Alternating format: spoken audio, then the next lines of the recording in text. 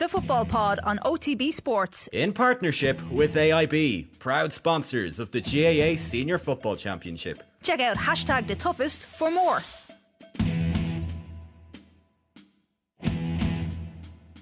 Hello there, and you're very welcome along to episode 16 of the Football Pod, coming in hot from New York City. Hello, Paddy. Hello, James. How you doing, boys? Sorry. Just to note, we're not all in New York City. Just you, Tommy. Just me. You've used up half our budget to fly to the States. Well done. Hope you're enjoying it. I used my passport to get over here. No trouble getting across Shannon. And I It's did very actually negotiation. Camera, is it? Oh, am I looking? All right. I'll tell you what, I can see every mark on your face there. You look handsome. Thank you very much, James. Looks great. How are you? Are you scared after the weekend? Scared? Oh, I got through it unscathed, I think. Did you? You're ruffling a few feathers there on Twitter, were you? You're getting excited. A little bit of gentle trolling hurt nobody, but they did get a bit defensive, all right, the old Cork road. I did see that, all right. Come here, we're not doing a road show in Cork, I hope, are we? Could be on the agenda. I was after drowning 10 kittens the way they reacted, like. They thought I was after turning against my own. They have to realise I'm Kerry, like. Kerry versus Cork, not Kerry with Cork. They weren't happy, James. There was some awful rants over the guff there on Twitter. I a little chuckle reading through them, I have to say. I got off the plane in JFK and I switched on my data for a second, and all I could see was our WhatsApp group hopping from about an hour before that, when Paddy started getting excited that Cork were putting up a bit of a fight. And to be fair to them, James, for 50 minutes they did. They had a very good defensive plan, but they didn't have part B of the plan, I think, which was go and win the game. Well, before I get into the analysis from you, I think you summed it up very well on Twitter. Cork finishing that game with 10 fellas wearing gloves on the nicest day of the year for football says it all, really. Does that really analyse the whole game? It wasn't analysis, it was just an observation. But no, in fairness, like, down here, wearing gloves on a sunny day would be unacceptable behaviour. Go on. Is this legit now, or are you just carrying on the troll from the weekend? No, this is legit. Like, if it's a sunny day, the only grip you need of the ball would be built up of a bit of sweat, the stick of the grass, and an old Joycey spit in the hands. Like, next to top of fingers, like. That's as much grip as you need. You have the odd outlier in terms of wearing gloves. Like, you have your Canties, you have your Kieran Whelans. Those horrendous gloves, the big giant ones.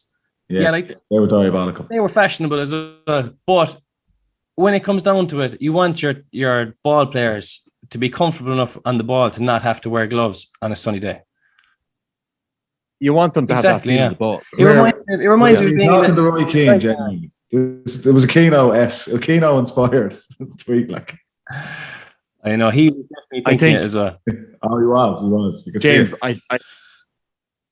I think you may have or underestimated the power of the internet, because immediately Sean Ryan, who I feel is from Cork, got back with a photo of James O'Donoghue up against Kieran Thompson and Eamon Doherty of Donegal in what is definitely a sunny day, and they're all wearing gloves. Well, they can't be sunny day then.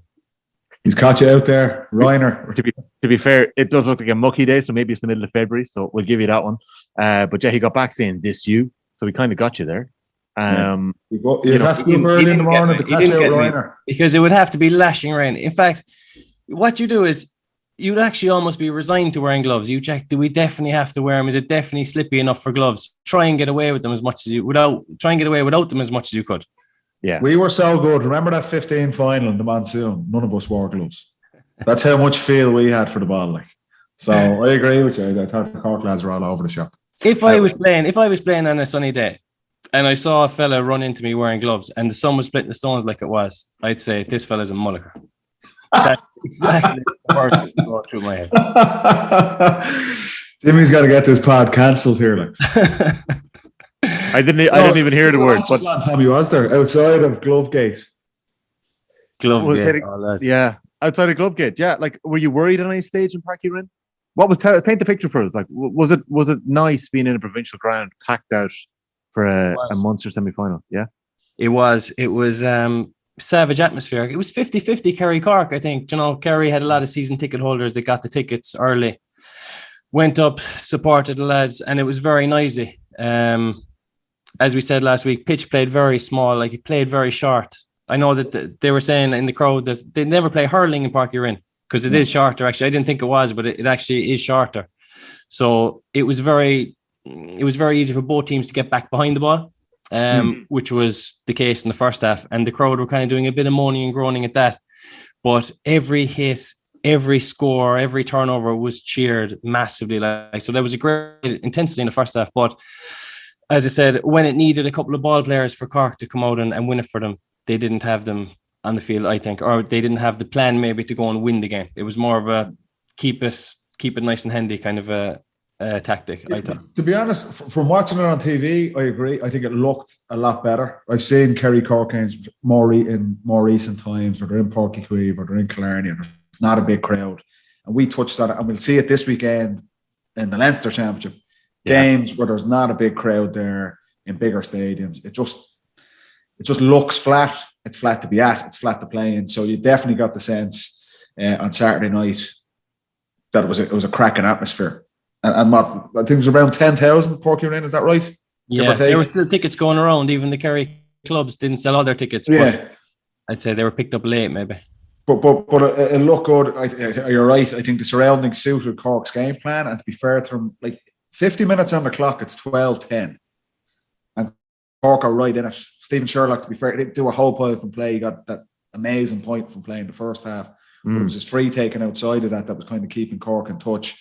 Cathal O'Mahony and Hurley were chipping in, but look, they weren't shooting the lights out, but they were just keeping in touch with Kerry. And then what was ultimately a team over the weekend in the other two games as well, coming down the stretch, the underdogs kind of just ran out of steam. And in that last 20 minutes, Kerry outscored Cork 11 points to 1. So as admirable as the effort and the setup and some of the defensive displays, Powter, Kevin Flav again had a great battle with David Clifford. Ian Maguire playing and ropey enough whether he should have played, and it looked like he was definitely carrying a knock with his wrist, but fair play to the lads. So we expect the Cork to come out of the blocks and put up a fight, and they did. And the atmosphere, the whole build-up around the game played into that. But ultimately, when they just kind of ran out of gas, the last 20 minutes, Kerry just blew them away, as we expected. Very similar, I'm sure we'll touch on it, in the Connacht semi-final. You know, it's 12-5 between Galway and Leitrim at half-time, and Leitrim are putting up a serious fight. Second half, they're outscored 4-8 to 4 points. That's kind of what we expected. It's just that trying to keep up that intensity when you're not used to playing at that level. It's a bit of skill, it's a bit of conditioning, it's a bit of experience. All of those things come in. It happened to Cork, it happened to Leitrim. To be fair, it probably happened to Cavan a little bit as well. Probably a little bit unlucky with some of the goals. But again, 15 minutes to go, it's 14 points apiece. And you're thinking Cavan are putting up a serious fight. A Division 4 team, albeit they won Division 4, taking on Donegal, and they end up losing the game by 6 or 7 points as well. So that was a common theme we've seen across the weekend. Lots of positives for Cork, for Leitrim, for Cavan to take out of it. But ultimately, all three, that bit of experience, that bit of a class, showed in the end. And Kerry was probably the most obvious in that last 20 minutes, fully deserved winners. You know, when you say, Paddy, about... Sorry, Tommy. Do you know when you say about running out of steam? Yeah. I always think that if you have the ball, you're doing a lot less work. Oh, 100%. If you're chasing it. Do you know what I mean? So yeah, even mentally, 100%. Yeah, 100%. You'd easily make a run to get on the end of, the end of a ball than you are to going the other way. Do you know? If I have a chance of nicking a goal, I'll make that sprint. But if I'm running back after someone else, it's an absolute ball breaker. So exactly, I absolutely agree. So I just think if Cork had maybe just in their plan just to get a couple of ballers on the field, just to launch a couple of attacks, just on that 55-hour mark to get a couple of scores for them, kind of refresh the batteries. But I know it probably was a quality thing, but they were just getting back. And then when you turn it over up front, you have to get back again. And then your forward turn it over. It's just, it is very draining. And the night was so hot and the temperature was so high. It was always a big ask. Well, James, ultimately, if Cork had those players, they wouldn't be nearly relegated to Division 3. They wouldn't be where they are. If they had that experience, if they had like their mentality and their attitude couldn't be questioned after Saturday night. There was a serious bit of fight in them. Organising a team defensively is one of the easier things to implement in a team. It's about attitude and organisation. An attacking game plan, it's a lot harder to implement and be really slick up front. We talked about it last week with Galway, in terms of finding that balance between, yes, being really solid defensively, but then being able to attack at speed and hurt teams. Yeah. And Cork aren't there yet. Now, bear in mind, they're playing the favourites for the All-Ireland. They're not going to come up against Kerry every week. They're hoping for a favourable draw in the qualifiers, but defensively, their setup was really good. But if they had that quality and they had that experience of playing that game plan and attacking, they wouldn't be where they are. So it's a good starting point, but that's what they're hoping to work on, Kevin Cleary and the rest of that team over the next couple of weeks. So we'll see.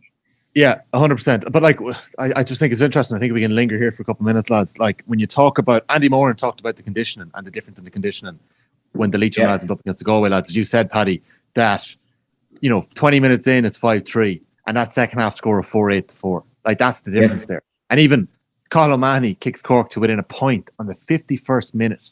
Yeah. And it's 12 points to 1 after that. That conditioning, does it take long to get from, like we think back to Jim McGuinness when he went into Donegal, right? And I know it's a bit of a stretch to go to Jim McGuinness, but Jim McGuinness in 11 had that uber defensive game plan. And I know the conditioning might have been there just before that, but he had a super defensive game plan that screwed up teams, that made them change what they were doing. We saw that. I'll call it an epic, but the game against Kildare and then the game against Dublin in the semi-final. Was that like a very difficult watch, that game in the semi-final against Dublin? And in the following year, they progressed their strategy, brought in more of an attacking formula. Mark McHugh's role evolves. Yeah. Like, does it take long for a team like Cork? We look at Cork as a county. They've got the third biggest population in the country. They have the most GA clubs in the country with 259. Dublin are next with 134. Antrim 108. Limerick 101. And in terms of registered GA players, only Dublin have more than Cork. Cork have 33,382 registered GA players. Yeah, but we pay all our players, which they don't. So that's an advantage for us. They get free gloves for payment. We had a choice between gloves or being paid by AIG. And we what's the your salaries sense from AIG instead. What's your sense of how far a county like that, how long should it take them to get their house in order? I'd be careful about using the word conditioning to describe that. Like, it's not just about, because I see people kind of saying, well, isn't everyone not training away for 3 or 4 months? Yes, like the aerobic conditioning is a part of that, and being able to run up and down the pitch for 60 or 70 minutes. That takes time to build that up. But it's also experience of playing that level of football at that intensity. And you can be really fit and run up and down the pitch in Division 3 or Division 4. But the change when you go into game scenarios against the top teams, it's the collisions you're taking. It's the time you have on the ball. It's your decision making. That's not just conditioning. Conditioning, people just think, they can't run for 70 minutes. It's about the speed and the intensity of the game. And you see it across the board. The last 15, 20 minutes when you're knackered. Like, I've been knackered. Dublin are tired. Our team that won loads of big games are tired with 15 or 20 minutes to go. But we're experienced at playing at that level. We know what that feels like. We know our decision making needs to be. We need to be so spot on at that point, because that's the first type of things that goes when you get tired. You start taking bad options. You start missing shots. You start fumbling the ball. All of those type of things. That's what I'm talking about. It's not just physical conditioning. And if you're not playing at that level in Division 1 and against the top teams, or playing those big championship matches year on year, you're not really getting that condition. You can't replicate that by doing mass runs for 4 months of the year. That is an important factor of it, but there's so much more behind that. And that's, you can see Cork, they're working really hard. They get bodies back. You can see it with Leitrim against Galway. You can see it with even Cavan in their game against Donegal. But it's down the stretch. You're knackered with 20 minutes to go, and you're not used to that. That's when you start seeing your ball skills start failing you. You start taking bad options. You start kicking bad wides. You start fouling easily. That's what we're talking about, conditioning and things like that. That's the big advantage the top teams have. That's why it's so important to be in Division 1, to be exposed to those games, because that's the only way you're going to learn. Very hard to replicate that in training And if you're training really, really hard, which I'm sure Cork are, I'm sure lots of teams around the country are, but it's that intensity and all of those things that comes with it, decision-making and skill execution. That's, you can't buy that. You have to go through that experience. And I think that's conditioning as well. And Cork, not just Cork, you can see a lot of the teams in the lower divisions are going to struggle when they come up against the top teams. For maybe 20, 30 minutes, they'll be able to put it up to them, but then it really kicks in, and that's where the best teams pull away. I think Can you put a number on it, Paddy? James. Can you put a number on how many years it takes for, just say, a county that has all of the right environment, a county that has... It's not like some secret formula, Tommy. If you've got brilliant players, they can adapt to it a hell of a lot quicker. Like James is right. If you're keeping the ball and your game plan, you have lots of possession, it's easier. You're not tiring yourself out as much. If you haven't got really skillful players or guys that can kick scores for you out of nowhere, then it's probably going to take you a little bit longer because you're not going to get to the later stages of the championship. It's just a circle that if you haven't got the raw materials, it's going to take you longer to get up to that level. If you do, and that's what I would argue with Jim McGuinness's Donegal team, he had guys that could score. He had excellent defenders, guys like Carl Lacey and things like that as well. The raw materials were there to allow them to get to the top of the pyramid a little bit quicker. You look at someone like, I give an example with Clare, with Colin Collins, doing an unbelievable job, 7 or 8 years, and they're training away and they're punching above their weight, but they're not pushing in to win a Munster Championship, big Munster Championship games or getting their goal in Division 1 because they probably haven't got the technical quality of players to go alongside David Hubbard or something like that that's going to kick scores and win them those games or have real tight man markers. And then you're looking at someone now, Derry would be an example of that, where they've got defenders who can mark, they've got forwards who can score, and Rory Gallagher's got them up to speed probably a little bit quicker than some other counties. So it's dependent on everything that goes in it, the raw material you have at your disposal, which arguably you could say Cork should have with that size of playing population. But that's going to be the timeline on it. There's no, if you do this in 2 years' time, you're guaranteed to be having success. It doesn't work like that, unfortunately. Did you want to come in there, James? Yeah, I was just thinking that there's been teams in the recent past that have been ultra conditioned. You see them and you think, my God, they're bursting out of the jersey, they're fit as fiddles, but it doesn't necessarily transfer over into being a great team from that. Who are you thinking of? Kildare under Geezer? Yeah, I'm thinking Armagh at different stages. They're definitely one. Yeah. I remember, lads, just an anecdote on this. We played them. I'm not sure if McGeaney was still the coach, but we played them in the first game of the National League, 1 January. We'd won the All-Ireland the year before, and we enjoyed it. And we were away on the team holiday. We used to go after Christmas. We used to go in early January.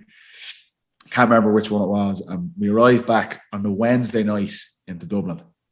And we're playing Kildare on the Saturday night in Croker in the first game of the National League. Jesus. And these boys have been blowing the hinges off their training for about 3 or 4 months. We were hearing all of this. And literally 3 days beforehand, we were still on the cocktails, like lads getting after son, and they were peeling on the flight home. We played them in Croker that night and we absolutely blew them out of the order. And we had nothing done for months. We'd literally been on the beer for 3 months. And like that's a psychological thing as well, but that's what we're talking about. It's not just training for 3 months and saying, well, Jesus, we should be in the mix to compete for All Ireland here. It is not like that. No. And come here, what's your cocktail of choice on one of those All Ireland holiday? Depends. Depends what time of day it is. Early in the morning, you might have a Long Island just to settle the nerves. Pina colada around lunchtime? Yeah, pina colada is very refreshing there. And then in the evening, sure, it's world is your oyster at that point. A number of cocktails. A Long Island to settle the nerves, though. It's always a good one around 10 a.m. James, has intercounty football gone to the stage now where, shows like The Underdogs, where we would have seen the likes of Donny and many others come through in the mid-2000s. Can boys be plucked out of club football nowadays and dropped into intercounty? And landed in some interviews last week, it sounds like they can. By who? Who's that? Yeah. I have Bailey Bonnet about an interview I read last week from a club player. Yes. I don't think you can be plucked from a club and landed into even inter-county training full belt. I honestly don't think, never mind being plucked from a club and land into playing league and championship week in, week out. Like I've seen fellas come in from club, like excellent players, very fit, but just the exposure to the extra level of intensity in both the gym and the pitch has really caught up with fellas. Like, I know we said about timeline and things, but like, you are talking at least 12 months. Like, if a team was to look at a young fella, maybe a 20-year-old, and think he's going to be good maybe in 2 or 3 years, he'd want to get into the setup, 2 years before they think he's going to be that player, to give him that time to become accustomed to both the gym work and the field work and the atmosphere in the dressing room, just to be settled. Because it is, to answer your question, I think it's very hard to be dropped in there and expected to just pick up that level. I don't think it happens. Did it happen a decade ago when you were both breaking through? Like, was there more of a chance to kind of... The only time I seen it in all of our players, where 2 lads came in and they were in the mix straight away, was Kilkenny and Jack McCarthy. We had Conor O'Callaghan, Brian Howard, exactly what James described. Jim used to do it. We'd bring in, you'd know these guys have got talent and you'd bring them in. But it was 2 years. Close to 2 years before they were exposed to actually playing. That's interesting. But that was 2013. And like, what I would say about that is that the body composition of James McCarthy changes so much from 11, when he's like, James is maybe 22, but to what he is in 16. Like, he got put on so much muscle mass. If you look at Paul Flynn is a different size t-shirt in all of his all-stars from 11, 12, 13, 14.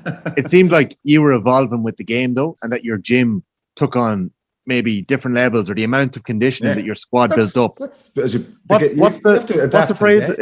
Is a compound training age? Your training age. Yeah.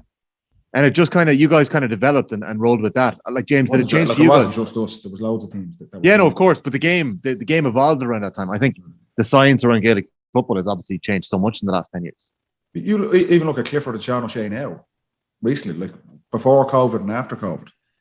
Their physicality. And I would have them as 2 freaks on a par with like McCaffrey or Kilkenny for us, who will go on to be iconic players for us. That's what the 2 boys are for Kerry now. And for them, even as good as Clifford was, it still takes a little bit. Like, he's a lot better now than he was when he first came in. As good as he was, because you can see the talent. It just takes time. And how many times have you seen club players, or like every year we used to see it with Dublin, guys that come out, or you talk to people and it's like, this guy's flying with the club, he should get a run with Dublin, and you're going, mate, I'm telling you, you do not appreciate the difference from club level and being really good to, I'm talking about making a squad, like to actually play senior inter-county championship. It's chalk and cheese. Yeah, well, it was nearly a week ago now. Let's get to it. Eugene Brannagan was named the AIB Club Footballer of the Year. Had an unbelievable campaign with Kilcoo. And like, we've brought up County Down a couple of times in this podcast, and every time... It was out with Jimmy. You were out with them all in Cork on Saturday night, were you? I thought I'd seen them down in Porky Rin, yeah. There you go. But like, to be fair, anytime we brought up Down County football in the last couple of weeks, it's been around their relegation. It's been around their manager walking out the door after a disciplinary breach at a training camp in Dublin. Like, we know Down football isn't in a good place, but Eugene Brannigan's comments didn't go down very well last week. And I'm not going to linger on his comments for too long, Paddy, because I want you to have your say in it. But essentially, the guts of what he said was, they haven't the winning mentality in there and Down. And I think that's why a lot of the Kilcoo boys don't want to be involved. He went on to say that maybe if there's a different manager, they might have changed the mindset. So he's kind of thrown aside there, James McCarthy, in a way that I don't think is totally fair. It's, how could you? I think a lot has been said about those comments, Paddy. You want to have a say about a piece today? I just say, right, caveat it, right. I did a lot of player interviews when I was playing. James, you'd have been the same, and they're not exactly rip roaring stuff that you're usually getting. It's usually pretty bland, and we're all great fellas, and we've a tough game at the weekend, and sure, that's it, and you move on. So it's not exactly cutting edge stuff. So when a player comes out and speaks their mind and gives an honest opinion, you have to give some sort of credit to that. But when you do that, you are opening yourself up to some people might agree with you, and some people might criticise you for how honest or how candid you might be. I read this article last week, and I actually had to do a double take and read it back again. I was like, this is a guy who has done well with a club, and he's up there, his moment of glory, on his high horse collecting a club award, and he's throwing the whole down football team under the bus. There's no other way for it. They don't have a winning mentality. They don't know how to win. This is James McCartan, who was the coach of Down, one of, like, a GAA legend, but one of Down's greatest ever players, part of their most successful period ever in the early 90s, winning 2 All-Irelands. He's the coach. You're throwing him under the bus. And just the tone of the interview. But the worst part was, this guy has never played 1 minute of inter-county football at any level, not even the token under 15 job. And here he is, his moment of glory with his club award, throwing everyone else under the bus that they don't have a mentality. What credibility does he have not bothered his arse to ever even, he's been asked in to play with Down and can possibly change it. And they're not in a good place. And yes, maybe there are some issues there, but for a guy that's never been even in the scene, has been on the team or bothered to represent Down, I thought it lacked any sort of credibility. It annoyed me, and you can probably hear it in my voice, and annoyed a lot of people looking at it. This idea that, because you play well with the club, sure, you could go in and you just stroll into an inter-county team. That's not how it works. He has no idea what sacrifice and what dedication goes in. And yes, Down aren't being successful and they're struggling for form at the minute, but at least those guys are putting themselves out there. And yes, they might have went on, had a nights out and things like that, but that's for the team to sort out internally. But for the guy to just sit in the sidelines and, no, I'm not arse playing, and sure, look at them, sure, why would I get involved? They've no winning mentality because I've won 1 club award. It annoyed the shit out of me, I have to say. I can hear it has. James, do you want to jump in before I throw a spanner in the works? The only thing that I will add to that, because in fairness, Paddy spoke well on it, is that if you do have this winning mentality, why not put yourself into the panel and let others learn from you if you think you're that kind of way inclined, if you're that much of a leader or that special. Sure, that much of a legend, Jimmy. Would you not go in and let the lads learn off you, like, if you're such a hero? I'm nearly thinking that if he has this mentality, surely you don't keep it to yourself. You nearly go in and let fellas and see, could you improve the group as well? And yeah, I just think it was a bit of a selfish comment, and I think he was caught in the hop. I don't think that he thought that interview was going to go national. I don't know. No, like it was the AIB. Hold on. It was the AIB Club Awards. So he was being interviewed by internal journalists. AIB interview. No. Jimmy, who's your current employer? Have you been given a script on this? What I would say in it though is that it is somebody who probably isn't overly exposed to doing interviews, right? And Paddy, you spoke about it before. Shows. And I'd say if you search my tweets, you will find a lot of tweets from the years 2011, 2015, when I became a bit more professional, bemoaning Dublin GA interviews. It sucked the soul out of the world. I enjoy doing that. It does.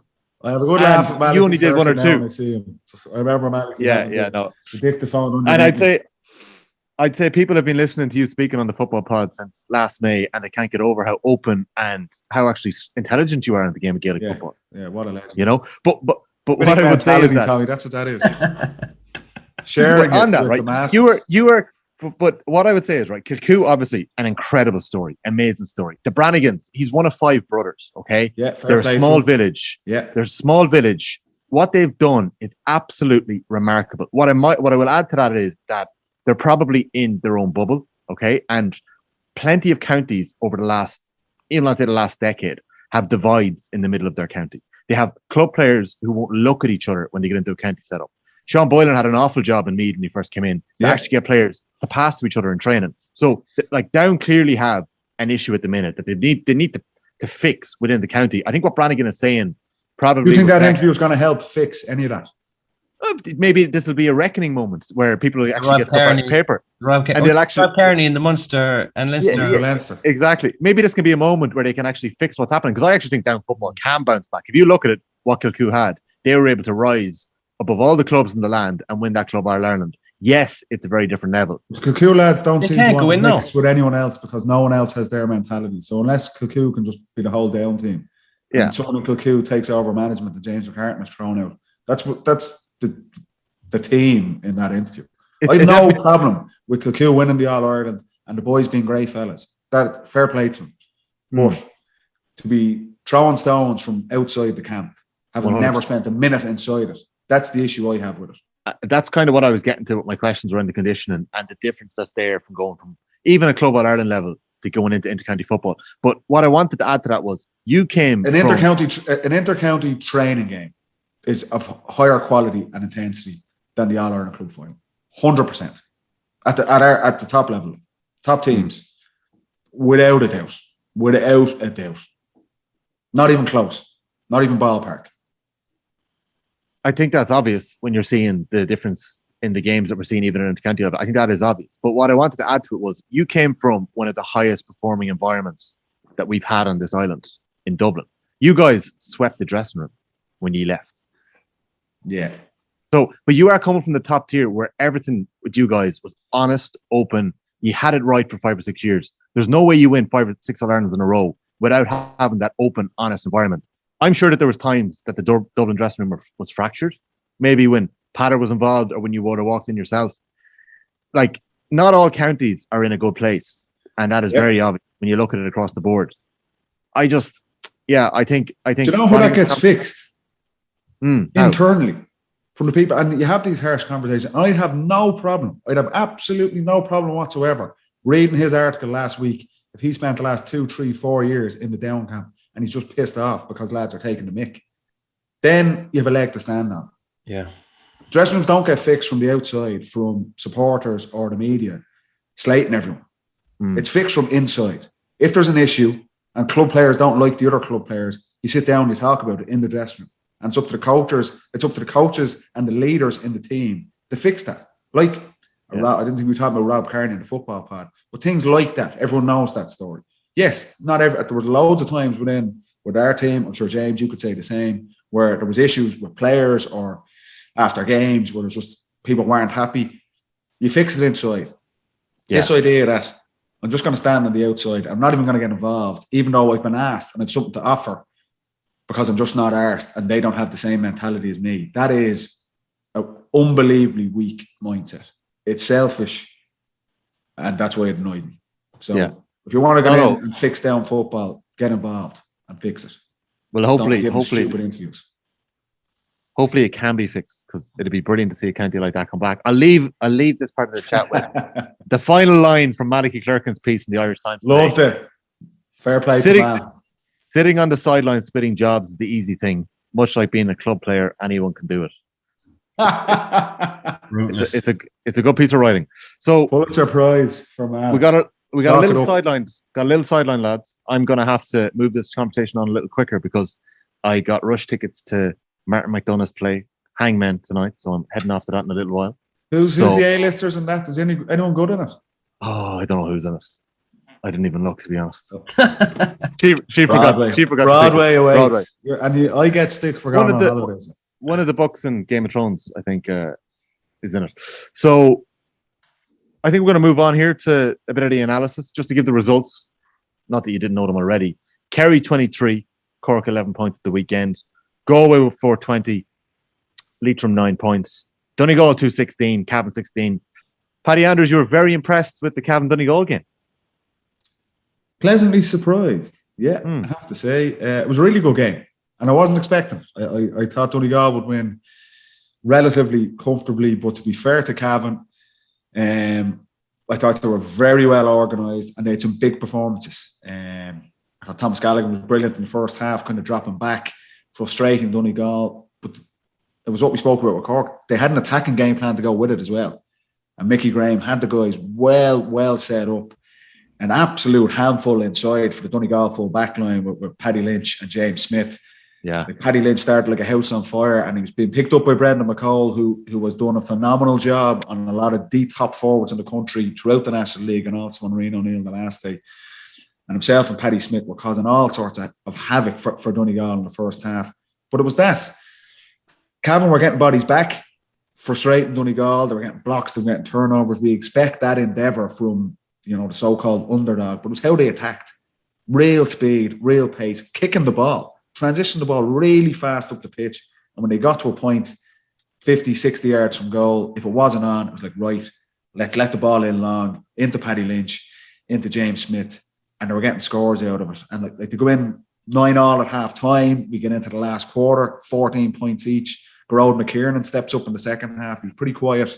That Steve McMillan did a pretty good job on him in the first half, but he steps up to a real leader for Cavan and kicks a couple of points in the second half. And you think they have got this game plan absolutely spot on. Solid defensively, got their matchups right, but have a real attacking threat. And ultimately, a couple of fortuitous goals for Donegal down the stretch, and that ends up pulling away. But in terms of their setup and how they played, and some of their key performers really stood up. It was a really positive day for Cavan. Drawback that they're obviously, because they're only Division 4, after winning Division 4, they're not still in the championship. They go into the Tailteann Cup, but performances like that in that competition, they'd be red hot favourites as far as I would see to win that competition. I'd love to see Cavan go and add another bit of silverware to their Ulster title in 2020 and just take it really seriously. It'd be brilliant to see. James, were you worried for Donegal in the 65th minute before they got that goal?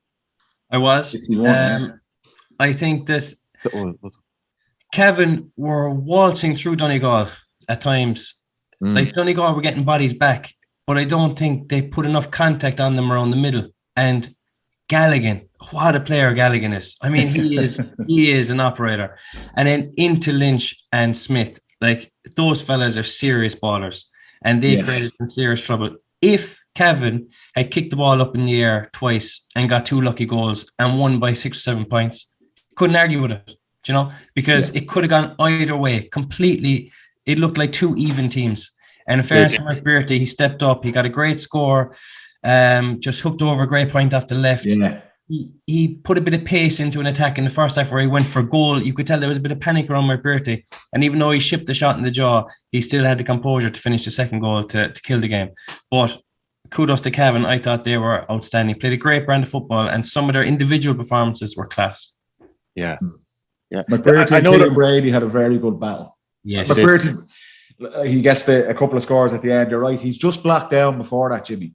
Yeah, I thought he was concussed and he did that. I was like, he doesn't look right. It didn't look right. He was standing still and he kicked it. It was like, it didn't look great. But then literally the next ball he gets, no hesitation, just bang, pulls the trigger. That's class. That's that bit of class. I'd have if there was one drawback, the first goal, I had question marks over Raymond Gallagher. I was looking at it and it just didn't look right at the time. Like it's 3-on-1 on Murphy in on the square. And just because it's Murphy, like Killian Clark is there with him, like they have that situation set. And Raymond Gallagher just comes flying out of the goal and you're thinking, there's no need for him to come out there. There's no, like it's nearly 4-on-1 then. It was exactly like a bit of panic and it breaks. There's no call. I was looking, surely he's come out and he's roared and everyone else is then down for the break. There's not. You see it on the replay. And it's just that confusion and that bit of panic from the goalkeepers trying to get excited, get involved, and it breaks. And that deflection goes, or not deflection, it was a reasonable finish, obviously. It was a good finish. But that puts Donegal 4 points up, 116-15. And the race was run at that point. Cavan never get that back. And it's just that moment. It's Paddy, frustrating for Cavan because it was a carbon copy. It was a carbon copy of Conor Madden's goal in 2020. McKiernan sending the ball in, Sean Patton coming off his line, boxing straight into Madden's hands. And that game, I think Cavan were leading by a point going into injury time, and there was 4 or 5 minutes left after it. Like it was on a knife edge going into the 69th. Yeah. Again. So the shades there now. Like look at the year Cavan had that year. What can Donegal do from here, James O'Donoghue? Are they going to enter the Ulster final as favourites against either Monaghan or Derry? I love looking at performances and seeing where the improvement is going to come. And I can see a load of scope again for Donegal. They left a lot out there. They kind of sleepwalked into that game, even though they were caught a couple of years ago.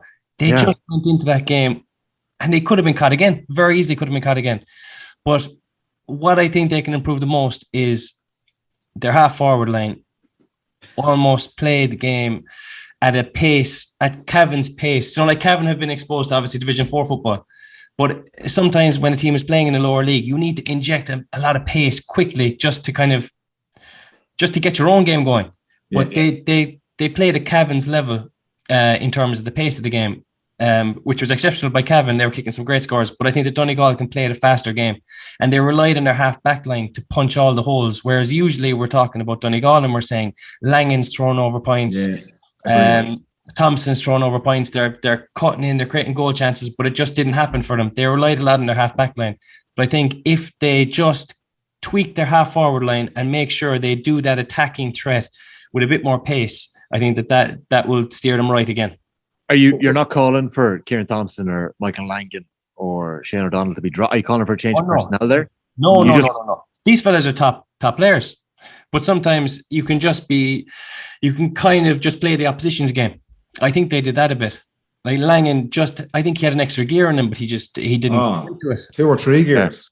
Yeah. Like the positive for Donegal, Tom, if you look at it, right?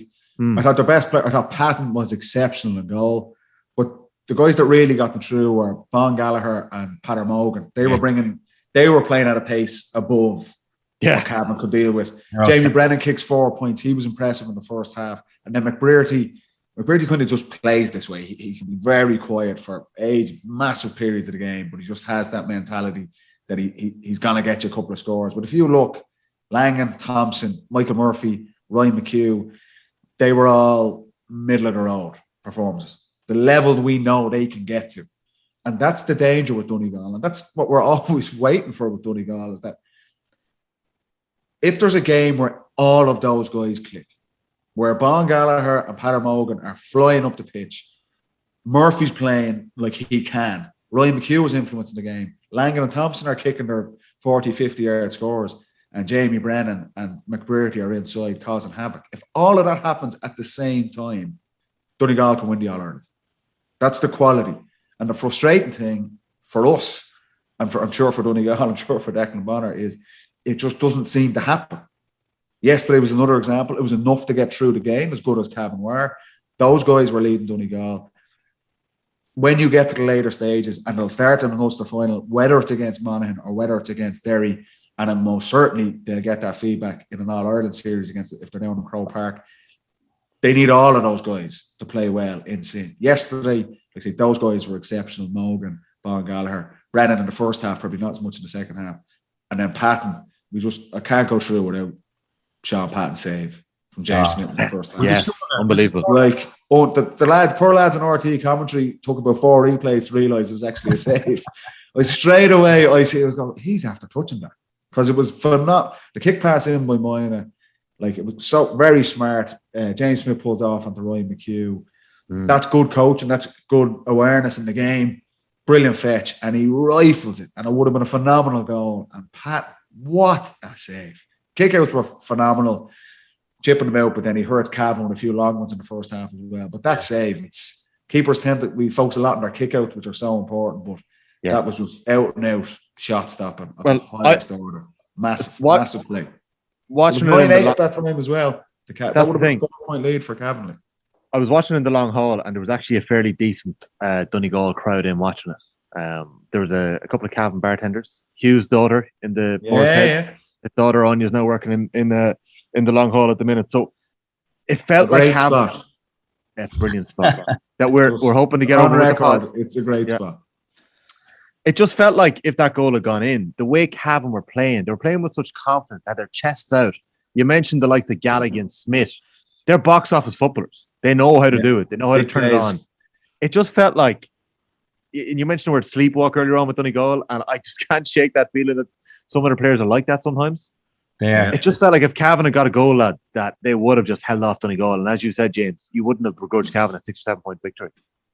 You wouldn't, because of their quality. Like it wasn't like they were getting back and frustrating Donegal. Like Donegal were attacking and scoring as well, but Cavan were just coming back and chipping fantastic scores. Like Paddy Lynch, in fairness to him, he was out in front every time. Yeah, strong. Got his shot off. Even when it looked like he was cut off one way, he'd get a shot off the other way. He probably did tire second half. He had a couple of shots that that just tailed off for him, but he could have had an absolute barnstormer altogether if he slotted them over. But I think that Donegal had that massive day against Armagh, and they were just on a little bit of a lull in this one, but I think they'll bounce again. That's what I mean. Is it a bad? Like, I would say that it's not a bad place to be if Murphy, McHugh, McBrearty, those boys have a lot more in them. But it's a sign of a good team that if you play with the same intensity and swagger and every day, do you know? Yeah. But Donegal do seem to be on a kind of an up and down curve depending on the opposition.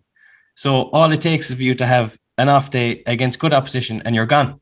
Do you know? That's what's happened to them, James, over the last number of years. They've had that. Yeah.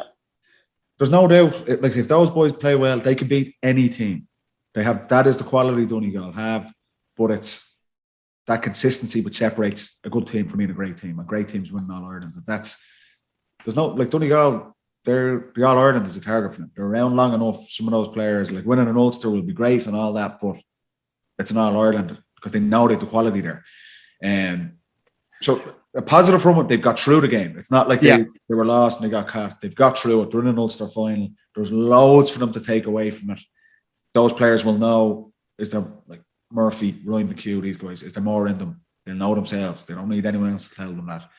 Yeah. And they're going to have to do that in 2 weeks' time in an Ulster final and beyond that if they're going to get where they want to go to. Yeah, we're going to talk about Monaghan-Derry shortly. James, go and jump in there before we move on. Just in terms of just something that popped into me, you can't overstate the value of a goal when you're the underdog. If Cavan had got that goal, they already had serious belief, but it would have seriously gone, whoa, we can actually win this.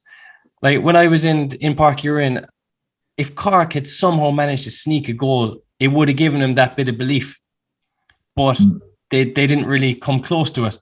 Whereas it's energy, James, doesn't it? Like it's hard work running after the ball and chase. But if you all of a sudden you nick a goal and now you have a 4-point lead, yeah, exactly, you've a bit more about you. And for that, those runs become easier to do. Like they do, 100%. And for that to go to the favourites, for that to go to Donegal, was a massive swing. Do you know? Yeah. And it just finished them off. But it's interesting that you mentioned if they got that goal chance, I think it would have given them a right chance. I just feel like the way they were playing, 3 minutes before half time.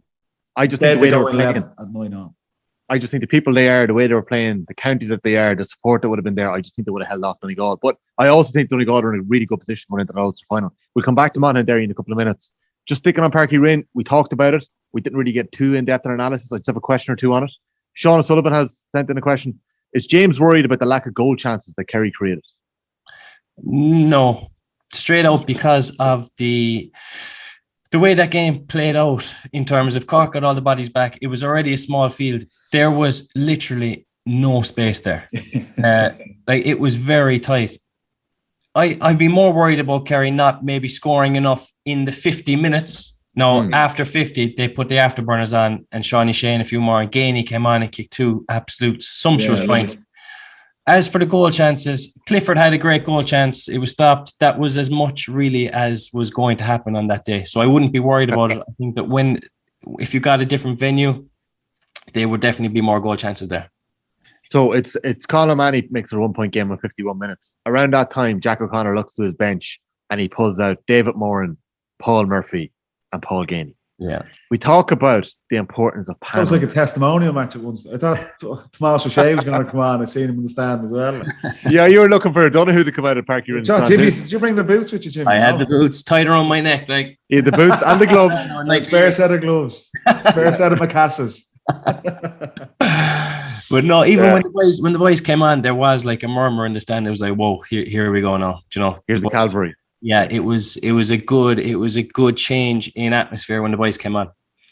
But like we look at the kick that Tyrone got off the bench last year. They were bringing in the likes of McShane, McCann, Canavan, game changers. Are Kerry going to play this way? Do you get the sense that David Moran is going to be a 25-minute man, that Paul Gainey could be a 20-minute man, or is it going to be horses for courses? I honestly couldn't answer you that. I mean, the only thing I would say is that Gainey plays the game so easily. It's just comes so naturally to him. And he brings other forwards into play. Like when he gets it, he's not selfish. He doesn't throw a leg at anything. He doesn't go outside his range. He'll always slip a fella in for that goal chance we were talking about, or he'll work a score. So he's someone I think that'll he's probably better starting the game. Even though he did get 2 great scores, I think he's a starter. And it was very much a case of I'll have my jersey back nearly when he came on. He kind of had the chest out. He was just looked like he was ready for it. As for Moran, nobody knows what his fitness value is at the moment. You know, he looked imperious in the air. And Cork were obviously stuck. They had their sub goalie in who plays midfield for his club. And Kerry pushed up on the kick out and he had to go long. He was going long to Moran. Moran was cleaning up in the air. So Moran looked brilliant as well. And it was just when Kerry turned the screw, it was down to the two of them. If I'm looking from the outside, I would imagine if Kerry get into Croke Park, I think Geaney would start. I agree. I don't think Moran would start. I don't think Paul Murphy would start. I think that game, the environment suited those substitutions really well. There's no doubt Moran and Paul Murphy will have a role to play, most certainly, but I don't think it's going to be from the start. If you're thinking those big games, the athleticism needed around the middle of the pitch, I think they could be 15, 20 minutes at the end, and that experience and the class those guys have, that's where it's important. But Geaney, I think, is slightly different. I could see most certainly him starting in the bigger games. And to be fair to Kerry, midfield is probably the one area they did dominate for the whole game. Dermot O'Connor just carried on. I thought he was excellent again. And Jack Barry just brings that edge to the midfield that you need someone like that in around the team to take on an opposition midfielder. I think he's suited for that. And I think Moran will play, but it'll be later on in games. He adds, but doesn't he add something so much different to everyone else in around midfield a bit more? Like the ability to put ball in. Magic, It's just such good options. Aces in the pack for Jack O'Connor to be able to turn around and bring on, you know. He togged out a bigger man than everyone else as well. You know, he looked like a 20-year-old in an under 16 game. You know, he came on and he looked massive. He looked like Michael McGleenan. He looked like Michael McGleenan in the 20s. He's doing the 20s, man. Up enough, fellas. Yeah, the bird start out. Check him out. Yeah, Matty McGleenan's young lad. He got some great scores. Yeah, no, he did. Yeah, no, it's very interesting. So, was there anything else from Park Urin that stood out to you in terms of even, like, we spoke about Cork there and just having that lack of plan B from the 50th minute to push on and win? But, like, as we said, that could be year 2, year 3 of this Ricken phase, hopefully. So, like, there's definitely potential there with Cork. Like, there has to be, though. There is, like, their full forward line was excellent. They, like, Tom Sullivan got a handful of it off Manny, and Sherlock kicked every free. The score he got from play, a special mention for that. That was a little bit of class. Credit where it's due. Yeah, Tommy hopping over outside the right. That was class.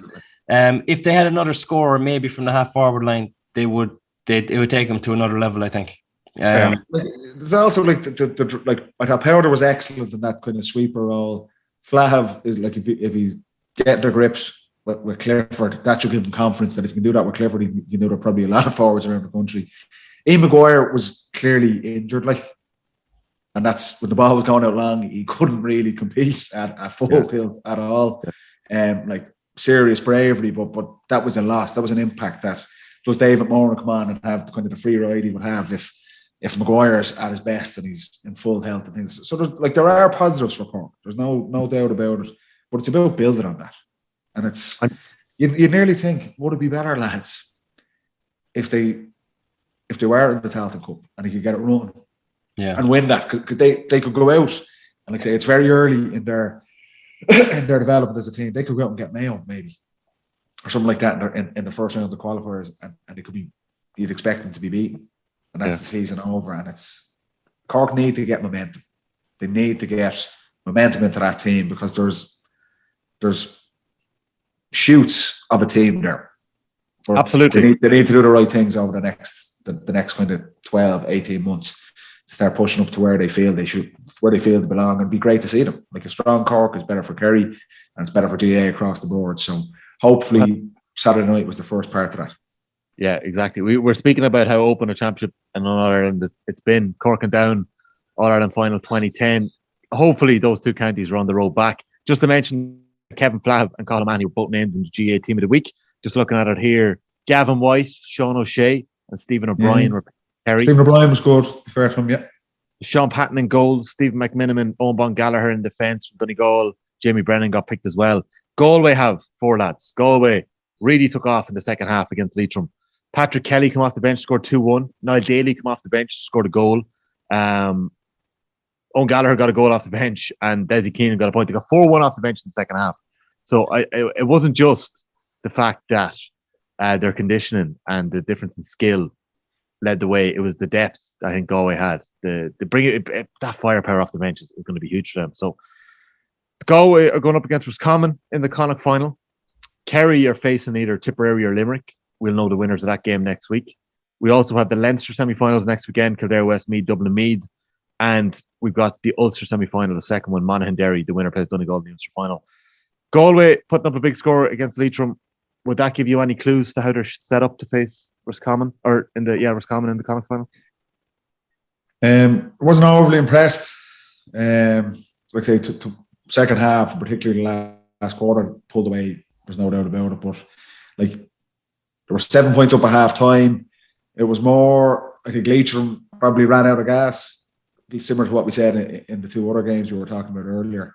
But like for Galway, look, they've won the game 4-20 to what was it, 9 points. So all in all, we asked them to be ruthless. We asked them to put Leitrim to the sword. They got there in the end. Yeah. Move on for Galway. The big test they're going to get. They come through against Mayo and got a lot of credit for it, and fair play to them for that. They've done what they had to do eventually with Leitrim.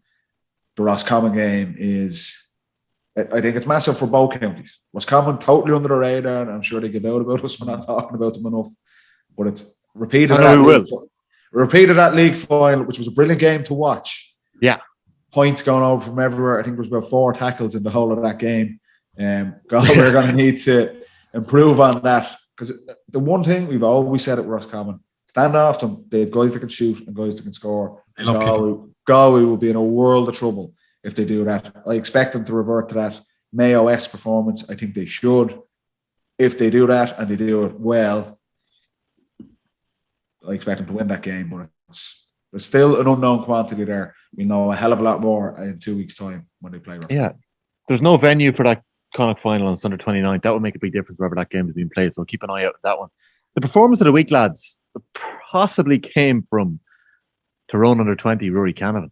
The best of the lot potentially to come out of the Canavan household. 8 points he kicked that under 20 game. Go easy there now. Go easy. He's a long way to go, but eight points he kicked. Shot the lights out. Declan O'Sullivan's Kerry were caught really in the last 10 minutes. They've been leading for a decent chunk of that game. Tyrone come back and won it by a couple of points.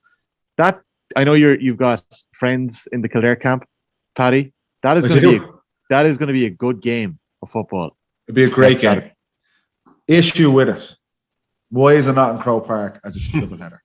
What's the story? The counter you there. Why did Kildare kick up a fuss about that? I think there's almost a distraction. Do you know what I mean? If they said to the players, right, it's going to be on here, but it might be on here, it's just something that gets into a 19-year-old's head. He might be disappointed now it's not on in Croke Park. I nearly just said, wherever it's on, it's on. Wherever it's on, it's on. But... No, obviously, it should be. It would be unbelievable if it's on in Croke Park. But just a distraction for a young lad. I was surprised, I must say. You'd bump up the attendance that you get over. You'd be in around the 60, 70,000 mark if you put it in there. But do you think? Well, I think the whole of Kildare would be at it. The buzz around Kildare. Put it on at 12, Kildare on at 2, ship them all out then. Let all the Dubs fans in for the Dublin-Meath game. That's the job. But it's in Carrick and Shannon, I see. It's in Carrick. Saturday. I think 2 really good teams. Like I said, I watched the under-20 Leinster final. It was a brilliant game between Dublin and Kildare. Kildare, really good side to watch the way they play. Some beautiful forwards themselves. Yeah. Tyrone, obviously, Canavan, there's probably a little bit of pressure building up on him now as his performance throughout this championship has been outstanding, not to mention the name, obviously. But I think it'll be a brilliant game on Saturday night. I think it really will. But I just think it would have been nice to see it in Croker on Sunday. But alas, yeah. It's powers to be no more than us, lads. We're only little guys. That must be it, Patrick. It's on TG Cahir on Saturday evening, so at least we are getting a game on TV on Saturday. It's the only game on TV, I believe. Well, the only football game apart from Monaghan-Derry, which is going to be on BBC Sport. So hopefully you boys can get BBC Sport. James, can you get BBC Sport Northern Ireland down in Kerry? I'm going up to it. Oh. No, it's not. Your face. Oh, yeah. Well, hey, No, you could be. I can flying. organise it. I actually would love to go to North Championship match. Hey, leave it with me. I can get that organised. I'll still be in New York. You just signed away your Sunday there, Jimmy. Where is it? It's in Armagh, in the athletic grounds. In the athletic grounds. That'd be a nasty provincial ground, James. You like those atmospheres? Yeah, the atmosphere at that. You will. And there's points to be kicked there as well. Do you know it's a kicker's field? You don't fancy Croker on Sunday, Jimmy? No. Croker on Sunday. Westmeath till there be a good game. Nah, but a good game. I can't see that being a good game. I reckon Kildare win that by 7 or 8. I reckon Dublin will win by 7 or 8. Yeah. I reckon Kildare 20s will win by. Just ruined Tommy's night in New York there. Tell him that Meath have no chance. Meath don't have any chance. Did my eyes deceive me, or did I see our good friend Anthony Moyles on off the ball this morning? Big enough Meath. Well, I don't know if he must have been out last weekend. I don't know if he bumped into him in town today, and he was all smiles. He was all action. Big week from him. Now, I won't say Moyles was big enough Meath, but he was asked to give a percentage of a chance that Meath have to win. What do you think he said? 40. I watched it. He said 40, yeah. 40% chance. And I didn't believe him. And he works in finance. Yeah, I was surprised that he said 40% chance, because myself and Anthony had a convention during the week where we said we keep it quiet this week. You know? Is this the first pod where you weren't going to speak about Meath? I just am very, very happy to hear that they're being written off. Mm-hmm. Croke Park is not the venue they would have wanted either. Like, do you know? No, I don't think it matters. I don't think it matters to me. Rain would have been good. It does matter. It does matter. It matters to Dublin. It does matter. It matters to me. What I mean is I don't think it matters to the players or the management. I don't think it was a factor for them. I think it would be a leveler. I think it would be an absolute leveler if it was played. Like the Dubs get all the decisions, as we know, in Croke Park. True. Dubs, home advantage. Because AIG pay the refs, so yeah, we've all the little advantages. Like you. Do you know James O'Donoghue's mentality now? If I see one Meath player wearing gloves in that game, just write it off. I don't even play the game. Scrap it. Yeah. Do you not agree with me on the gloves? A beautiful. No, we never wore them. We just had field. We just knew like. I actually don't like wearing gloves, so I'm not saying I wouldn't have picked up on it, but I don't like wearing gloves. I hate wearing gloves, even if it's raining. I was actually even if it's raining. I said 10. It was actually 10 of the outfield 14. Wow. But on the other side, if you see a goalie not wearing gloves, you're like, this fella's. Yeah, I've never seen this shoe from everywhere. That is true. Have you ever with no gloves? Forget about it. Have you ever seen that? I've seen it. They're around, all right, yeah. You've been around the block. Should those goalkeeper gloves add about 2 inches to the fingers as well? Like they can touch them around the post for a goal shot. If Patton wasn't wearing gloves, he wouldn't have saved James Smith's shot. Paddy, how many points do you think Dublin are going to beat Meath by? I think it'll be 7 or 8. He's looking for something for Twitter here. Look at him. He's trying to tee up some content. Look at him. I think it's going to be a really tight game.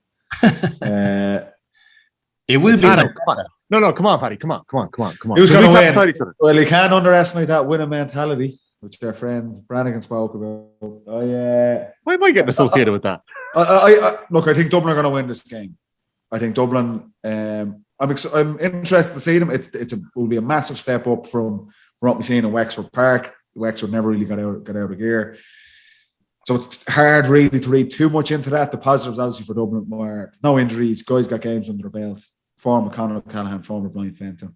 You're looking for those guys to carry it on. Can we get a few more scores out of guys like Cormac Costello, Kieran Kilkenny in particularly?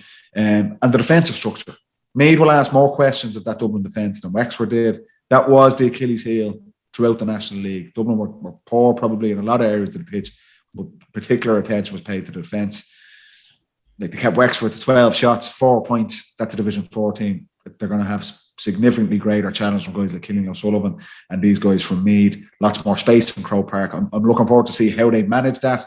But if you're looking for, I don't think Meath have a 40% chance of winning this game. I think Dublin will win this comfortably, 6-7 points plus. Yeah, I would have thought the 40% was quite a high number to put on it, especially given. Moilesy must have been out last night, hadn't you? No, I don't know if that. Like, there's always. I would have previously been guilty of having a confidence going into Dublin Meath games that I don't know where I got it from. I'm not saying there's any confidence there whatsoever in it. But what I would say is that, can there not be something from that third quarter last year where they rattled Dublin and they brought the scores back to a relatively close, I think there was 3 points in it with maybe 7 minutes to go or something like that, and then Brian Fenton keeps the ball in the corner and Dublin finally get a score and they pull away to win by 6. Is there not something in that 20 minutes where you're feeling that buzz of actually rattling Dublin for the first time in 5 years? And you're like, we can actually get to the level of these boys. And I know Meath had a poor league campaign and I picked up a bit of momentum. If you're basing your motivation 12 months later for the game off 10 minutes of performance. I'm not saying I wouldn't be personally, I wouldn't be taking too much out of that. I would be looking at something far more tangible and more recent than a 10-minute period 12 months ago. But if that's what Meath are hanging on to, I'm not saying that's what they're hanging on to. What I'm saying is that not something that you can tap into and say, can we not replicate this across the board? I suppose what you're saying, Tommy, is can they pick up any sort of belief from that feeling that they thought they had them rattled? Can they tap into that again? Like, possibly. But if you were to assess Dublin last year, they were probably on a downhill kind of route, whereas I think they've hit rock bottom, and they're on the way back up. Do you know? Do you not think there's a slight fragility there though with Dublin? There is. The Meath won't get there though. I don't think they have enough power up front. Mm. Even Mickey Newman there would have thrown over 7 or 8 frees to keep you in the game. Mm. Like someone like that, I just don't think they have. I'd agree, Tommy, that like we spoke about this throughout the league in particular. The aura around Dublin has definitely waned. There's no two ways. Like, you're looking over the last decade, games in the Leinster Championship, it was no hope you were giving teams. The fact that we're even having this conversation, there's no doubt Dublin have regressed towards the pack, but you have to remember they were so far ahead in Leinster that there's still a gap there. If there's a team that's really going to catch them, I don't expect it to be on Sunday. I would expect Kildare to be best placed to do that. Yeah. Meath, I just feel when we touched on this, I'm not seeing any positivity from Meath from this season. I'm not seeing a performance where I'm going, yes, that's dangerous. I think maybe 18 months ago, when they were in Division 1 and they were putting in solid performances, didn't get the results they wanted, but you're thinking, right, Meath can have a right rattle. They get relegated to Division 2. I think it comes back to that game in Newbridge last year in the National League. It was Kildare against Meath to get promoted to Division 1. You expected Meath to win that, and they were beaten, and they were beaten in bad circumstances, didn't play well. And that kind of just... I haven't seen any bounce back from Meath since that. That's why for Sunday, I can't see it. But we'll see. Yeah, no, I'm not going to sit here and I'm not going to predict a Meath win. I just feel that Meath have gone into Leinster finals previously, and I'm not saying they didn't have the winning mentality, but I just feel like they were going up against a Dublin team that were unshakable, that were absolutely at the peak of their powers. Think about that Leinster final where the score is 4 points to no score at halftime. Yeah. Okay. Meath had gotten, like Cork did against Kerry, Meath had gotten some parts of their performance right that day. Defensively, they restricted Dublin to 1 goal chance and 4 points. Meath hit the post themselves 5 or 6 times in that first half. They just couldn't score. I know that there was players taking frees that day, getting spooked by their faces appearing on the big screen above them. That's where Meath were at. Like, Bernard Brogan's there standing in Croke Park with advertisements going up with his face on them beforehand. Stephen Cluxon's there with tributes being paid to him in Croke Park as he's warming up. And Meath players are getting spooked by their own faces. They never got a tribute, I don't think. I don't think you did, Paddy. But I just feel like Meath were at that stage where Dublin were untouchable for them and they were being derided for it. And I just think it's a nice place to be coming into a game this weekend. Dublin feel like they're back in the I don't think there's any pressure on them, Tommy. I don't think there's any pressure on them. Dublin have moved back. There's way more question marks about Dublin now. Not just for Meath, for every team looking at them from where they were 3-4 years ago.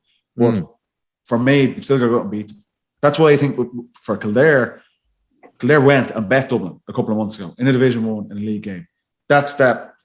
I'm not saying slaying dragon, you need to do a big championship game, but for me, I just don't think Meath are in. As Dublin, the question marks around Dublin, I think there's big question marks around Meath as well. Yes, I agree. I totally Meath agree. Were bouncing into this, you'd be like, this is an interesting one. But I just don't think right now we're there. We'll see on Sunday. Our predictions have been catastrophically wrong today. No. I don't think this one's going to be wrong. We got 3 for 3 last week. Don't worry, I haven't been that We did bad. actually, yeah. No, Tommy, in terms of mentality for Meath, it's going to be McEntee's last Leinster Championship match in charge. So you're thinking. Do you think that? Do you really think that? I'm certain. I am absolutely certain. There's one thing Jimmy's certain about. That's gloves and McEntee. So there is an element of kind of. Well, that was the coup. That was the county executive meeting last year that you're referring to when the vote went 8-7 against them on the night. I'll be honest, that came out of nowhere and that rattled the county in a lot of ways. The club then went and they definitely rattled the dressing room as well. 100%. Oh, it absolutely rattled it. But like that completely threw possibly 5 years of work that definitely wasn't finished yet. Now I don't know. I don't know if it's going to be his last campaign or not. I wouldn't write it off, to be honest. I'm absolutely certain he can't go back again. Debt, taxes, fisted points, McEntee and gloves. 5 certainties in life from James O'Donoghue. I'm telling you, but you take that to the bank, baby. It might be a benefit for them this week that they can row in. They can say, lads, us all in this dressing room, we are not going to be together again in the Leinster Championship match ever again. Can we give it once and for all today? And like that can be powerful when a group get together like that. Jeez, getting shivers down my spine here, Jimmy. It's only Monday night. Sitting at the kitchen table. It's like Al Pacino. You done any coaching, huh? You watching any given Sunday there last night, right? What a flick. What a flick. Yeah. I'll give you another certainty. Conor O'Callaghan will get a goal the weekend. That's what I wanted to ask you. How do you stop Conor O'Callaghan? Number 6. How do you stop Con scoring a goal this weekend? Because like Con's going to get the ball. He's going to turn. The referee is going to let him take 7 or 8 steps. He's going to bury by his man and he's going to put it in the back. How do you stop that? I suppose the only way you can stop it is by getting ultra physical with him, the way that Cork did Clifford the weekend, and then I disagree with that. But I think the best way to play was actually stand off him. If you get into a wrestling match with this fella, has to get physical. If you get into a wrestling match with him, he is freakishly strong.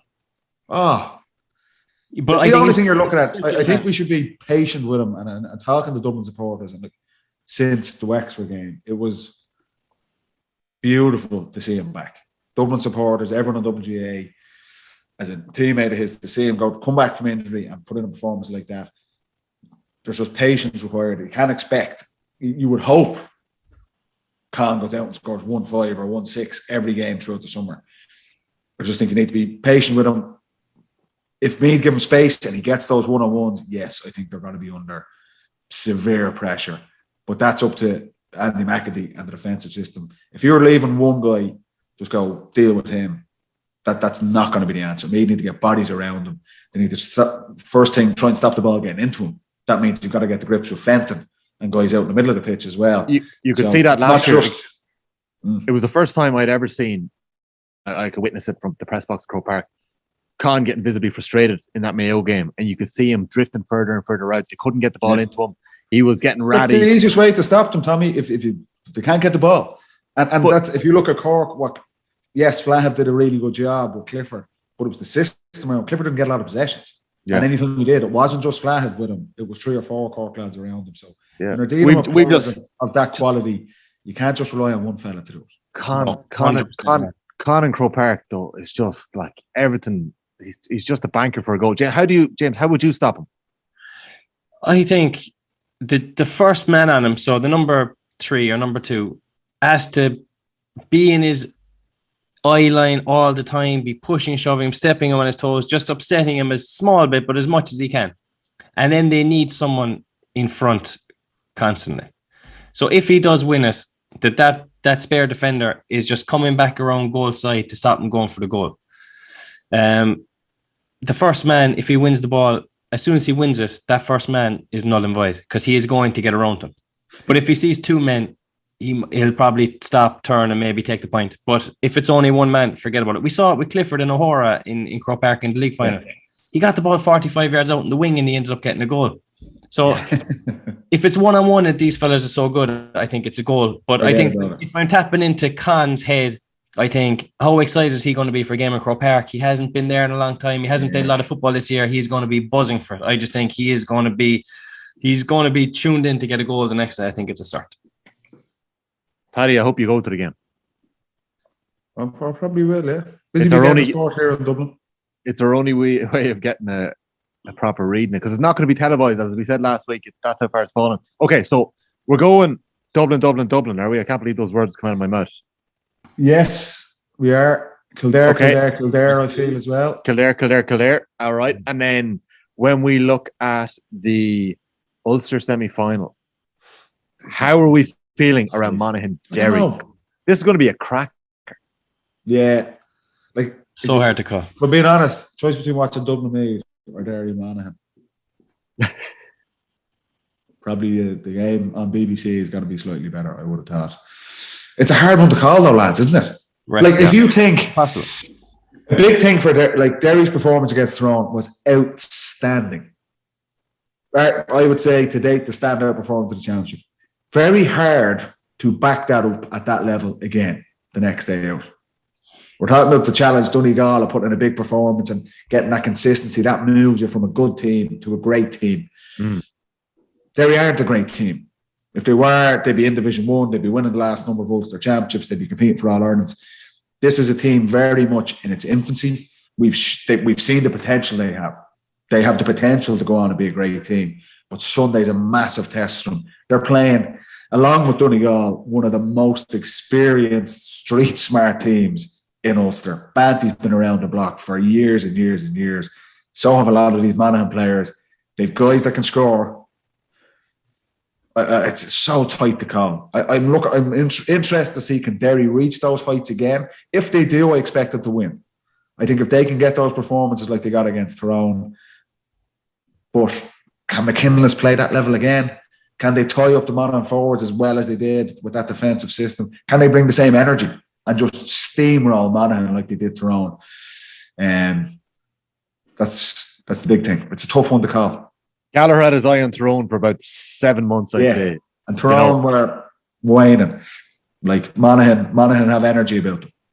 The thing about the Tyrone-Derry game is you could argue that game was only on until the penalty. Yeah. You know, after that, it was game over. It was game over. The red card had happened, penalty went in, Derry could coast to the win. Whereas, is there any possibility? I think there might have been. No, I think Derry would have won, but how they would have resisted the kick in the second half from Tyrone to come at them. So we didn't get to see that. So it'd be interesting to see, do they have two halves of that unbelievably intense game style to deal with the Monaghan? You know, if it's the Monaghan, they don't need that much ball from McCarron and McManus. Points. Do you know? Yeah, and like talking about the different games that they had coming into this, Monaghan, put 23 points up against Down. Didn't get too much of a resistance in that game. Down got 2 goals. They're going to go into this game. They're not going to be underdogs. There's very few championship games that Monaghan go into when it gets to this stage of championship, and they're not underdogs. I think Monaghan are going to be slight favourites going into this game. Will they carry the weight of that well enough, Paddy? I don't think that type of thing will affect Monaghan. This is not they're not a rookie team. They're Division 1 for nearly a decade. They've been in tight scrapes in the Ulster Championship, in National League games, and they've come out on the right side of it. You can argue like they had a right chance of winning the Ulster Championship last year and beating Tyrone in that game in Croke Park as well. So I think you're more certain of a performance from Monaghan because they've done it year after year after year. If both teams play at their peak, I think Derry will win. But Derry are still an unknown quantity. Yeah, they haven't proven it in championship over years. Yes, an outstanding performance the last day out, but that consistency is going to be the challenge for them. I think the athletic grounds will suit them. It is a tight pitch. It's claustrophobic. That's going to suit their defensive system. The energy they brought, can they bring it in? Rory Gallagher will have a game plan. There's no two ways about it. We know how good a coach he is. Can McGuigan get the scores? He probably picked up by Ryan Wiley. Ryan Wiley is very experienced, been around the block himself as well. I just think I'm looking forward to a great game. We've seen Donegal and Cavan last week or yesterday. Brilliant game, the Ulster Championship. Hopefully Sunday's the same. tight to call. I back my old pal Rory Gallagher to get another performance out of him, and Derry to nick it. But this is tight, man. James. This is tight. It is a tricky one. I have great time for Derry. Again, I always say the Ulster Championship comes down to between the ears and how up for it they are. I know that Gallagher will get Derry absolutely jumping out of their skin for it. I just wonder, the Monaghan have the kickers inside to put up a big score, even though Derry will be getting bodies back. What about McCaig and McManus? Yeah, McCaig. Oh, he is a savage operating first. Rogers and Mohan. I think that Derry can bring the ball out well. I'm going with Derry in this one, lads. Who are you going with? Monaghan are both favourites. I backed Derry the last day against Tyrone. I don't think there was many who did. I'm going for Monaghan this week. Ooh. I just think Monaghan are primed for a game like this. I think that sure there may be a ceiling on what they have where they can go in the All-Ireland series. I just think Ulster titles, this is their bread and butter. I think I called Roscommon and Monaghan for their provincial titles a good while ago. So look at this. You're up on that high horse again, Tommy. Going to stick with that, boys. You had a few cocktails in the long haul at lunch, did you? No, but I'm on my way back now in a few minutes. I wouldn't mind if I got it wrong because it's going to be a cracking game. Yeah, exactly. I did say I called Monaghan and Donegal to be the Ulster final when we did it at the start. Are you sticking with it though? But like, you're allowed to change your mind after seeing Derry. I know. Come on, Jimmy. Come over here with me. Early number 7, Derry. Yeah, I am going to go Monaghan. Oh. I just think there's more scores than Monaghan at the moment. Last time I went against Derry, though. Yeah. What would happen, right, if Conor McManus comes out on Sunday and he's wearing a pair of orange Macasses? Where would he fall to in your credibility, like? You'd lose a lot of respect, would you? You would. It depends if there's any precipitation in the air that day. No precipitation. He's got a 10G deal with Macassa. Well, if he got 10 Gs. Is there no black Macasses? Or even no, it's the old schools, the orange ones with the black dots. If he's wearing them, are you back in Monaghan still? I'm gonna I'd still he'd kick boots and wellies. He'd kick boots and wellies. He kick points and wellies. Sorry, my God. Did I say don't edit any of his bloopers out here. He's had a howler. No, I'm not into that. I loved it. We were doing a short podcast, so you could head off to Broadway, Tommy. But we're the stars of tomorrow now in 20 minutes. I don't even know the time in Ireland, but we're rattling up here. Last game of the weekend that we're calling. Actually, last two ones. Give me who's going to win the 20s there before we get to the Munster. They're going to win the 20s. Brian Flanagan's going to lead them to glory. Glory days. I'm back in Kildare too before you get in there, James. You going against Tyrone again? Yeah. Kildare with surprise. He hates Tyrone. So what a surprise. Okay, now the final game of the weekend, Tip and Limerick in the semi-finals of the Munster Championship. I got to watch Limerick up close and personal. I do like Tipperary, Division 4 runners-up. I just think that Limerick, I just think Limerick are going to have enough for them. I'm back in Limerick. Don't go on Limerick. Have momentum, like Billy Lee, the wins they've got, promoted to Division 2. To go to Ennis and win, the buzz of winning that penalty shootout. I'm going to go with Limerick in this one. Don't curse them, James. Don't go Limerick. Well, I did say earlier that I fancied Tip to rattle someone. I thought there was a scalping Tip at some stage. Do you see would you call Limerick a scalp for Tip? I wouldn't call this a scalp. Division 4. Well, they got promoted. Yeah, Division 3 and 2. I mean, it's close. I think Tip have a lot more experience. I think that Limerick do have something about them this year. And you see the difference in the down camp. The down boys went off on the beer without their manager, and the Limerick boys took Billy Lee with them. Yeah, into Icon. That's the difference. It's probably House Limerick. Where's Icon? Is this a spot in Limerick? Smith's and Icon used to be the spot in Limerick. Yeah, I think it's just after shutting down. Savage. Oh yeah. Road show in Limerick, lads. I have to call Tip in Limerick. Yeah, come on. I think actually could be a draw, but I reckon Limerick. Oh, Jesus. Man. Limerick AET. After this is like the interviews you used to do as a player.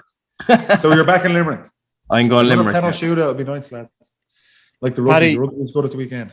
I hope you get a penalty shootout in the rugby on Saturday afternoon, and I hope you make it to Croke Park because we need to have eyes on that Dublin-Meath game. I'll be at both. I'll be at the Aviva on Saturday, and I'll be in Croke on Sunday.